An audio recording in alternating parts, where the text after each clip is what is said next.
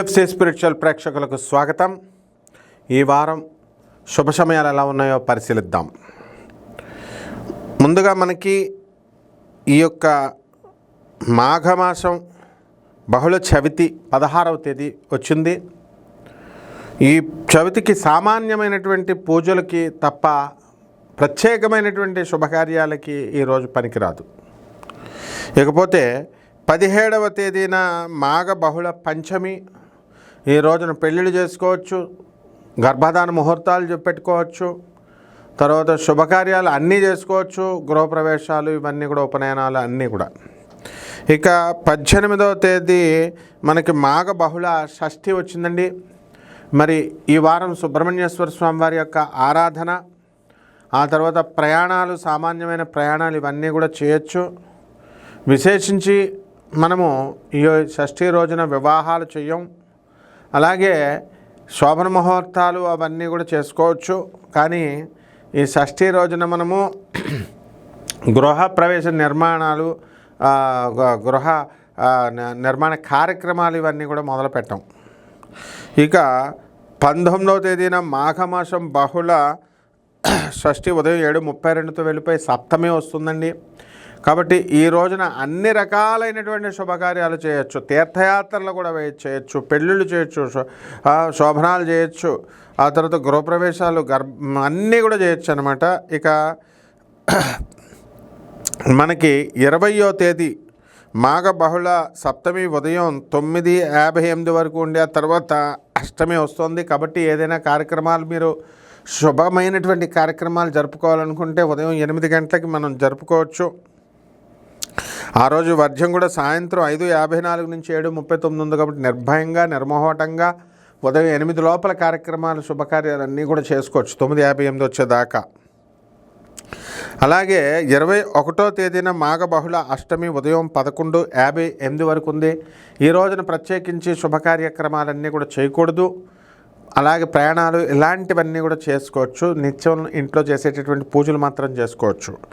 ఇకపోతే ఈ యొక్క 22వ తేదీన మాఘ బహుళ నవమి, ఈరోజు మధ్యాహ్నం 1:20 దాకా ఉంది. 1:20 దాకా కూడా ఏ శుభకార్యాలకు మనం ఏమీ చేయకూడదు. ఆ తర్వాత మనము శుభప్రదమైనటువంటి కార్యక్రమాలు మనం చేసుకోవచ్చు, గృహప్రవేశాలు, గృహారంభాలు ఇవన్నీ కూడా. ఈ వారం రాశిఫలాలను చూద్దాం.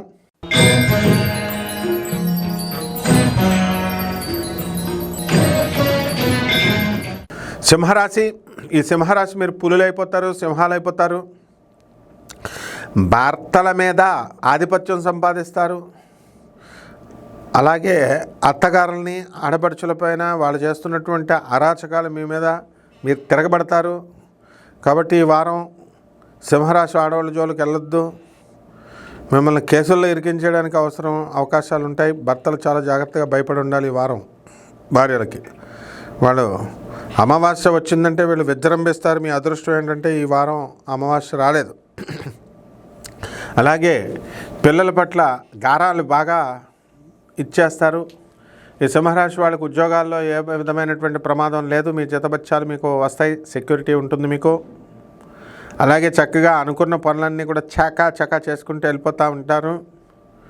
అలాగే లవ్ అండ్ రొమాన్స్లో ముందంజ వేసుకుంటారు, ముందంజలో ఉంటారు మీరు. అలాగే తీర్థయాత్రల చుట్టూ తిరుగుతూ మీరు కొత్త పరిచయాలు అనేటటువంటివి మీరు పెంచుకుంటారు. అలాగే వ్యాపారాలు, బట్టల వ్యాపారాలు, హోటల్ వ్యాపారాలు, చిట్టీపాట్ల వ్యాపారాలు పెట్టుకోండి. అద్భుతంగా ఈ యొక్క సింహరాశి వారికి ఉండడం అనేటటువంటివి జరుగుతాయి. ఇకపోతే ఈ సింహరాశి వాళ్ళు అప్పులు బాగా ఇవ్వడము ఇతరులకి, మరి అవన్నీ కూడా వసూలు చేసుకోలేకపోవడం అనేటటువంటివి జరుగుతాయి. ఇల్లు లేనటువంటి వాళ్ళు ఇల్లు కొంటారు, స్థలాలు లేనటువంటి వాళ్ళు స్థలాలు కొంటారు.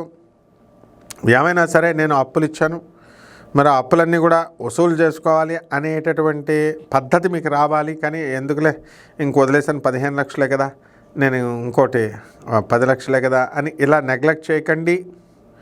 అలాగే ఆరోగ్యపరంగా ఈ సింహరాశి వారికి చర్మ వ్యాధులు రావడానికి అవకాశం ఉంటుంది. దాంతో ఈ యొక్క పెంకు ఉంటుంది కదా, పెంకుతో తొడలన్నింటినీ కూడా ఇలాగ తామర వచ్చినట్టుగా గోక్కోవడం అనేటటువంటి అంత తీవ్రంగా చర్మ వ్యాధులు మీకు వస్తాయన్నమాట కొంతమందికి. పరిహారాలు: రవి జపం చేసుకోవాలి, రవి స్తోత్రాలు చదువుకోవాలి. రవికి కిలోంపావు గోధుమల్ని మీరు చక్కగా ఆరెంజ్ కలర్ వస్త్రాలు ఇచ్చి పేద బ్రాహ్మణులకి ఆదివారం నాడు ఉదయం 6 గంటలకి దానం చేసుకోవాలి. ఇక తంత్ర జ్యోతిష ప్రకారము గోధుమ చపాతీ పిండితో గోధుమ రొట్టెలు తయారు చేసి లేదా గోధుమతో తయారు చేసినటువంటి బిస్కెట్లతో మీరు ఈ యొక్క కుక్కలకి మీరు చక్కగా ఈ తిండిని పెట్టాలి. ఈ విధంగా పెట్టినట్లయితే బ్రహ్మాండంగా ఈ యొక్క సింహరాశి వారికి చాలా అద్భుతంగా ఉంటుందన్నమాట. శుభమస్తు.